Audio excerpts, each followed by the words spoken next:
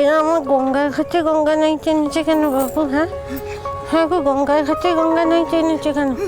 আমি তো বাবা ঘরে ছাড়া কোনোদিন জীবনে চান করিনি কো।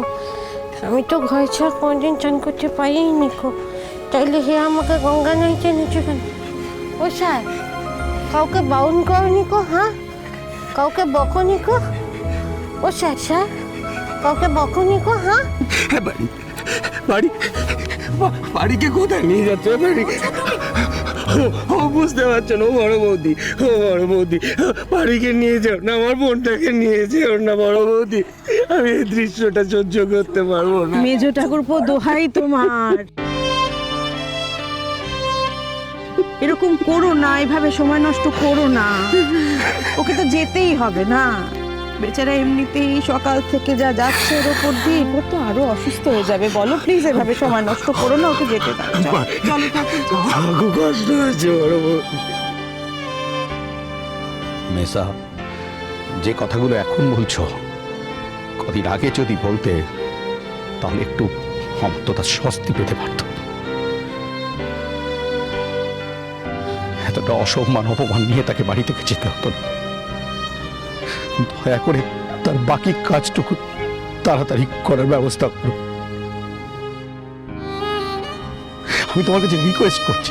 আমি জানি রাঙা দিদি যেগুলো আজকে করছে সেগুলো সে প্রথম করছে, এর আগে কোনোদিন করেনি, আমরাও কখনো দেখিনি, কিন্তু সেই কাজটা যাতে ভালোভাবে তাড়াতাড়ি হয় সেই চেষ্টা করো। আমি তোমার রিকোয়েস্ট করছি।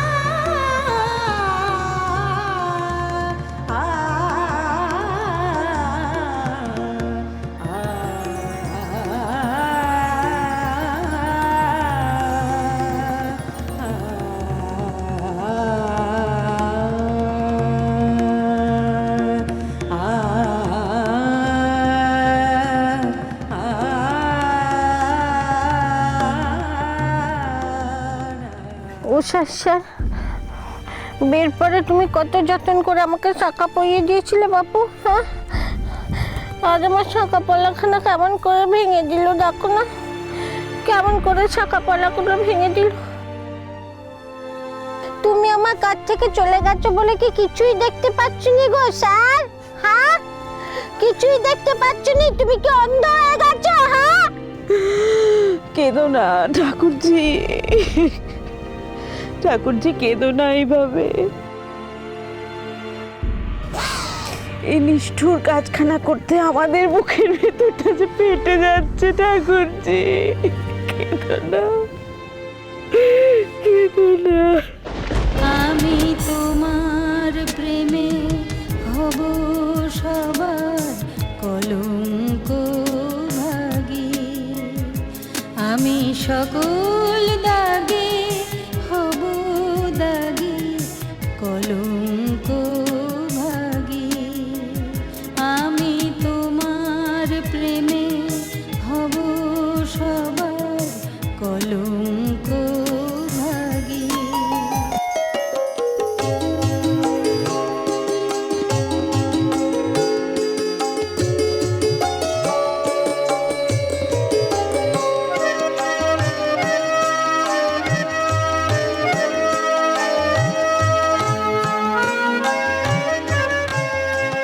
আমি যাই করি না কেন, আমি ওর বোনটাকে যতই শাসন করি, যতই বকাবকি করি, এরকম একটা ঘটনা ঘটবে আমি দুঃস্বপ্ন ভাবিনি।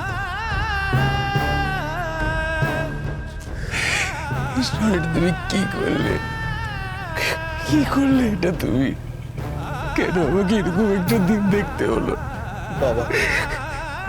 কেন বল আমাকে, এটা কি আমার শাস্তি? বল, এটাই কি আমার শাস্তি?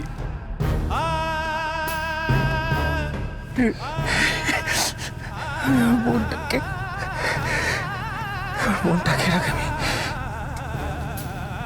আজে বাজে কথা বলেছে, কত কত অপমান করেছে, কত কথা দিয়েছে।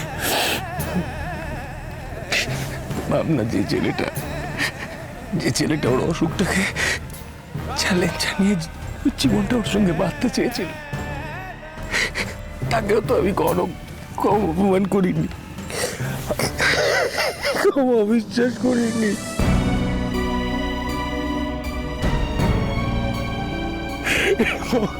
সেই শাস্তি আমায় দিল। বাবা শান্ত হতো। আমি বুঝতে পারছি না, আমার অপরাধের শাস্তি আমায় দিত কেন, আমার বোনটাকে দিল কেন, বললো কেন আমার বোনটাকে শাস্তিটা দিল। আমার অসহায় অসুস্থ বোন, ও কি করেছিল তুই আমায় বললো, ও কি করেছিল? ও তো কিচ্ছু করেনি বাবা তুমি ও তো আমার তোকে ছাড়া অন্য কিছু জানে না, ও তো কিচ্ছু জানতো না ওকে ছাড়া। কেন ওর কাছ থেকে এভাবে কিনে নিল? ওর অন্যায়টা কোথায় বল? একবারও ভেবে দেখলে না তুমি ঈশ্বর? একবারও ভেবে দেখলে না এই বড় মেয়েটা কি করে বাঁচবে, কি করে বাঁচবে আমার বোনটা, আমার জীবনটা কি করে বাঁচবে, এই নীলবলটা কি করে বাঁচবে? চুপ করো মেসা, চুপ করো। তোমার মতো শক্ত মানুষ যদি এরকম ভাবে খেতে ওঠে মেজা, তাহলে আমরা কি করে মনে চলবে? মেজদা, এখন আমাদের শক্ত হতে হবে। আমাদের এখন আমরা কোনোদিন এই বোনটাকে আর ফিরিয়ে দিতে পারবো না, তার যা হারিয়ে গেছে। এখন ওর সামনে যদি আমরা ভেঙে পড়ি, তাহলে ও তো গুঁড়ো গুঁড়ো হয়ে যাবে। আমাদের ওর পাশে দাঁড়াতে হবে মিস্টার, শক্ত হতে হবে, শোক ভুলতে হবে, আমাদের শক্ত হতে হবে। দেখছো মেসা, কাঁদতে কাঁদতে কিরকম রাঙা দিদি চোখ মেরে গেছে। হ্যাঁ,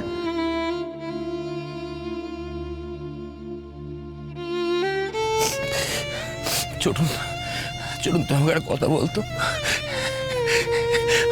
আমার বোনটা কি জানতো? আমায় বল, আমার বোনটা কি জানতো? অমর তোকে ছাড়া তো কিচ্ছু জানতো না। ও এখন কি নিয়ে থাকবে? আমার বাড়ি এখন কি নিয়ে থাকবে? আমায় বল না ছোট, কি নিয়ে থাকবে বাড়ি? সময় সব সইয়ে দেয় মিচকা। কেন রাঙা পিসিকে অমর্ত আঙ্কেলকে ছেড়ে থাকতে হবে বলো তো? রাঙা পিসি সারাটা জীবন অমর্ত আঙ্কেলকে নিয়েই থাকবে।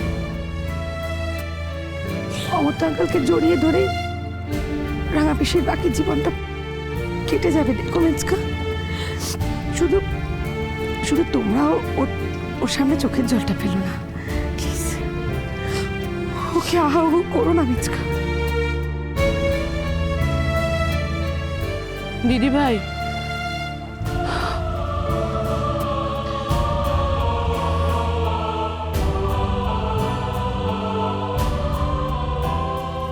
পারি, ও পারি, ওঠো মা, এসো এসো। ও পারি, ওঠো পারি, এসো এসো। যেতে হবে, আমাদের নাই নাই করতে যেতে হবে এখন পারি। বাজে